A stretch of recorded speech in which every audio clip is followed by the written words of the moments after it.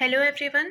आज हम पढ़ेंगे biotechnology principle and process chapter का one of the most important topic that is PCR.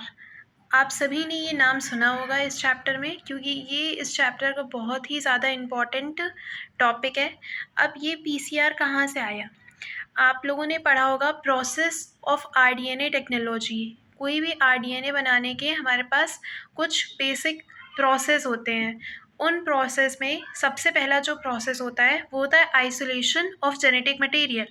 एक बार जब हम आइसोलेट कर लेते हैं जेनेटिक मटेरियल को, तो दूसरा प्रोसेस क्या होता है कि उस isolated genetic material that is DNA का हम क्या करते हैं, फ्रेगमेंटेशन करते हैं।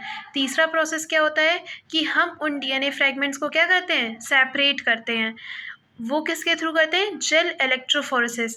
और जब हमारे पास हमारा डिज़ायर्ड फ्रेगमेंट मिल जाता है, तब हम उसकी क्या करते हैं, एम्प्लीफिकेशन करते हैं।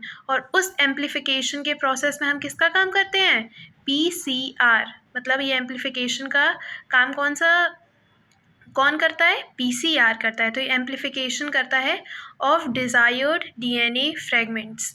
ठीक है।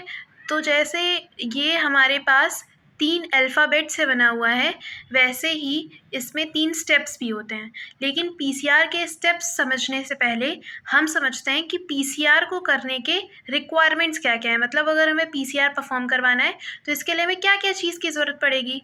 तो हम सबसे पहले देखते हैं इसकी रिक्वायरमेंट्स।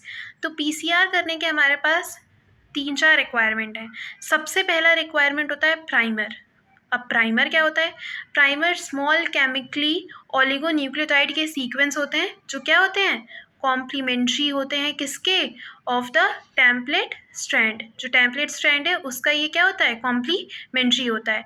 और यही जो प्राइमर है वही क्या करता है, हमारे जो पीसीआर के प्रोसेस को है में तीसरा स्टेप है दैट इज़ एक्सटेंशन, उसको इनिशिएट करता है। तो प्राइमर का एक काम क्या हो गया कि इसी की वजह से हमारे पास एक्सटेंशन होगा, दैट इज़ पॉलीमराइजेशन होगा।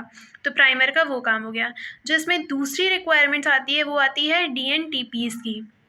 अब डीएनटीपीज़ क्या होते हैं, डीऑक्सी राइबोन्यूक्लियोटाइड ट्राइफॉस्फेट्स। ठीक है, ये डीएनटीपीज़ क्या है, न्यूक्लियोटाइड है। और ये डीएनटीपीज़ क्या सर्व करते हैं, एज अ सबस्ट्रेट। ये एज अ सबस्ट्रेट काम करते हैं इन द प्रोसेस ऑफ पीसीआर। ठीक है। तीसरी जो मोस्ट इम्पॉर्टेंट रिक्वायरमेंट है दैट इज टैग पॉलीमरेज। अब इससे पहले तो आपने कहीं पे भी किसी भी पॉलीमरेज के आगे कोई भी वर्ड नहीं सुना होगा। बस यहाँ पे क्या है, हमने स्पेसिफाई किया है टैग पॉलीमरेज। ऐसा क्यों किया है, क्योंकि यहाँ पे हमें क्या चाहिए, एक अलग कंडीशन चाहिए। और यहाँ पे उस अलग कंडीशन वो क्या है, मतलब वो अलग कंडीशन क्या है, हाई टेम्परेचर की। दैट मीन्स जो पीसीआर होता है वो हम किस टेम्परेचर पे परफॉर्म करते हैं, हाई टेम्परेचर पे। और इस हाई टेम्परेचर पे हमारे पास एक ही पॉलीमरेज काम कर पाता है, और वो पॉलीमरेज होता है टैग पॉलीमरेज। इसको हम कहाँ से आइसोलेट किए थे, इसको हम आइसोलेट किए थे from bacteria, isolate from bacteria. और इस बैक्टीरिया का नाम क्या है, थर्मस एक्विटस। ठीक है। इस बैक्टीरिया से हमने टैग पॉलीमरेज को आइसोलेट किया था। ये आपको ध्यान रखना है कि हमने इसको आइसोलेट किससे किया है, बैक्टीरिया से। क्योंकि जब आगे आप चैप्टर्स पढ़ते जाएंगे तो वहाँ पे आप कंफ्यूज हो जाएंगे कि यहाँ पे बैक्टीरिया था या फंजाई था। तो इसको बहुत अच्छे से याद रखना है कि हम टैग पॉलीमरेज को कहाँ से आइसोलेट करते हैं, बैक्टीरिया से करते हैं। कौन से बैक्टीरिया से, थर्मस एक्विटस। तो हमने अभी तक समझ लिया कि PCR that is polymerase chain reaction करवाने के हमारे पास कौन कौन से रिक्वायरमेंट है। पहला रिक्वायरमेंट प्राइमर, दूसरा रिक्वायरमेंट डीएनटीपीज, और तीसरा क्या है, टैग पॉलीमरेज। अब जब हमने रिक्वायरमेंट समझ ली और ये प्रोसेस क्यों करते हैं वो समझ लिया, तो अब हम समझते हैं ये प्रोसेस होता कैसे है।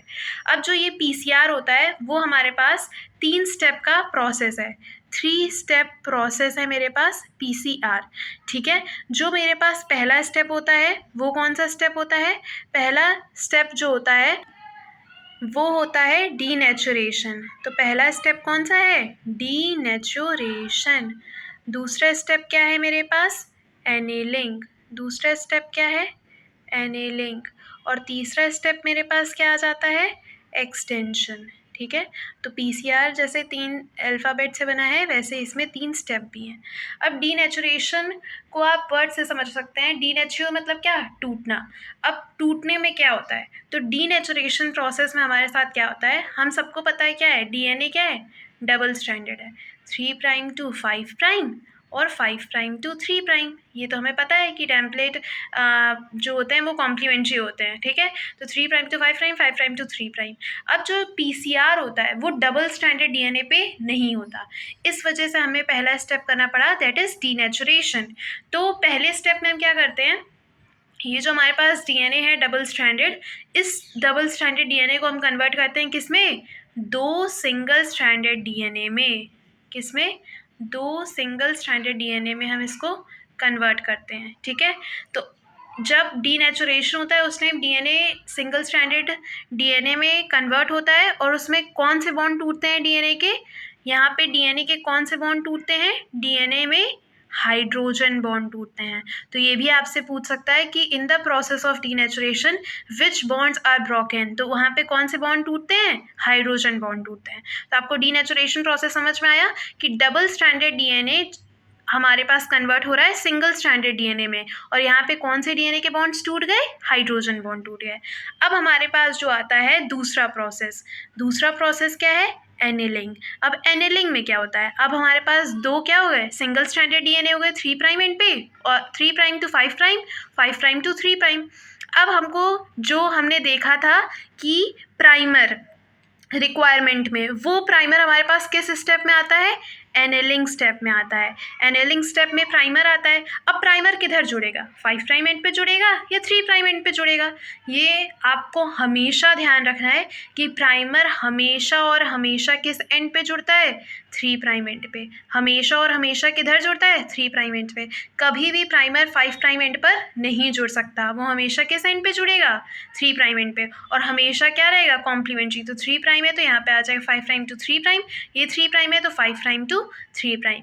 तो आपको 2 चीज़ें जो बहुत ही अच्छे से याद रखनी थी, जो डायरेक्टली एनसीईआरटी में नहीं मेंशन की गई है, वो क्या थी कि जब डीनेचुरेशन होता है उस टाइम बॉन्ड हाइड्रोजन वाले टूटते हैं, और जो प्राइमर होता है वो हमेशा किस एंड पे आकर जुड़ता है, 3 प्राइम एंड पे। तो दूसरा स्टेप भी पूरा हो गया। अब तीसरा स्टेप क्या होता है, एक्सटेंशन। अब एक्सटेंशन में क्या होगा, अब हमारे पास यहाँ पर क्या जुड़ गए, प्राइमर्स जुड़ गए। अब जब प्राइमर्स जुड़ गए तो हमारे पास एक्सटेंशन भी हो जाएगी।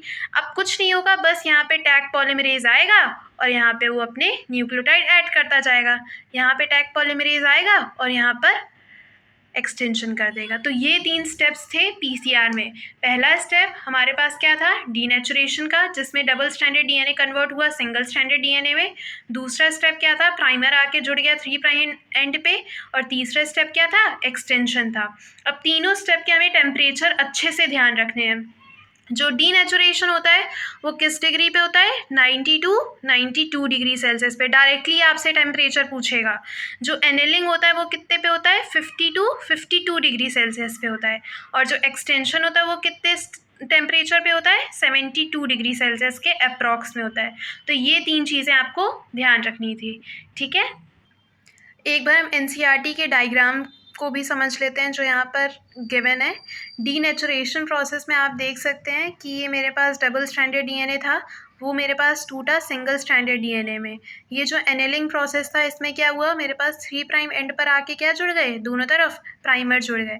एक्सटेंशन स्टेप में क्या हुआ, ये जो प्राइमर्स थे उन्होंने एलोंगेशन करवा दी। तो ये 3 स्टेप में मेरे पास पीसीआर कंप्लीट हो जाता है। जो चीज़ आपको डायग्राम से समझनी है वो ये है कि एनेलिंग स्टेप के बाद मेरे पास टैग पॉलीमरेज आता है और उसके बाद ही डीऑक्सी न्यूक्लियोटाइड यहाँ पर ऐड होते हैं। एक जो यहाँ पर 30 साइकिल्स दिया है वो आपको ये ध्यान रखना है कि जब भी हमको निकालना रहेगा कि how many cycles are done in the PCR और कितनी कॉपीज़ बनी, तो उसके लिए हम फॉर्मूला जो यूज़ करते हैं दैट इज़ 2 की पावर n। ये n क्या है, नंबर ऑफ साइकिल्स। और यहाँ से हमारे पास क्या आ जाएगा, इस फॉर्मूले से क्या आ जाएगा, how many number of copies are produced. जैसे यहाँ पर डायग्राम में जो डाटा दिया है उसमें बताया कि अगर 30 साइकिल्स हमने पीसीआर की चलाई तो हमारे पास क्या होंगी, बिलियन टाइम्स हमारे पास कॉपी क्या होंगी, प्रोड्यूस हो जाएंगी।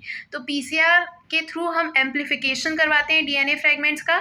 और ये प्रोसेस हम क्यों करते हैं, क्योंकि हमें पता है कि हम एक बार में ही हर एक्सपेरिमेंट में सक्सेसफुल नहीं हो सकते। अगर मान लीजिए आपका एक्सपेरिमेंट पहली बार में सक्सेस नहीं हुआ तो आपको फिर से ऊपर के 3 स्टेप्स करने पड़ेंगे। लेकिन अगर आपके पास कॉपीज़ रहेंगी तो आप अगर पहला सक्सेसफुल नहीं भी हुआ तो आप दूसरे स्टेप में उसको यूज़ कर सकते हैं। इस वजह से एम्प्लीफिकेशन करवाया जाता है डिज़ायर्ड डीएनए फ्रेगमेंट्स का। आई होप आपको पीसीआर बहुत अच्छे से क्लियर हो गया होगा। मैं एक बार समराइज़ कर देती हूँ इसमें कैसे क्वेश्चंस पूछे जा सकते हैं। पहला कि इसका full form that is polymerase chain reaction. दूसरा, इसका सीक्वेंस अरेंज करने को आ सकता है स्टेप्स में। तीसरा, इसकी रिक्वायरमेंट्स पूछी जा सकती हैं। एमसीक्यूज़ में आपसे पूछा जा सकता है कि कौन एज अ सबस्ट्रेट एक्ट करता है, किसके थ्रू मेरे पास ये एक्सटेंशन का प्रोसेस इनिशिएट होता है, दैट इज़ प्राइमर। फिर डीएनटीपीज़ का आपसे फुल फॉर्म भी पूछा जा सकता है। उसके बाद इसमें जो टेम्परेचर्स हैं वो आपको अच्छे से, बहुत अच्छे से ध्यान रखें क्योंकि वो ज़रूर पूछ सकते हैं एमसीक्यू में। फिर आपसे ये इस फॉर्मूले पे न्यूमेरिकल पूछ सकते हैं, जैसे इस बार नीट 2025 में पूछा गया था। और ये पूछ सकते हैं डायरेक्टली कि पीसीआर करता क्या है, दैट इज़ एम्प्लीफिकेशन करवाता है। तो ये कुछ मेजर क्वेश्चंस थे जो आपसे थ्योरी में या एज ए एमसीक्यू पूछे जा सकते हैं।